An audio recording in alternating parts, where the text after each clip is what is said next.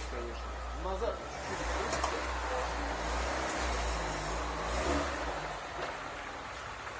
Мне кажется, Вот. Заново ролик сними. да я обрежем еще. Скрипит ступица. Слышите, как скрипит ступица?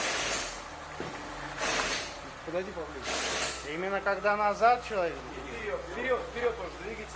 Вперед, с повернутым, вывернем. Вот, идет скрип, это скрипит, ступица, проваливает, ступица. Все. Так, раздвоение. Сняли ступицу, наблюдаем следующую картину. Вот оно, посадочное место подшипника. Оно провернуто. Есть сильная выработка. Да, есть выработка, которая ощутима. Ну, даже больше, чем ты говоришь. Где-то рисотки здесь, наверное, где-то почти полмиллиметра. То есть внутренняя обойма подшипника проворачивалась относительно ступицы. Из-за этого появился зазор.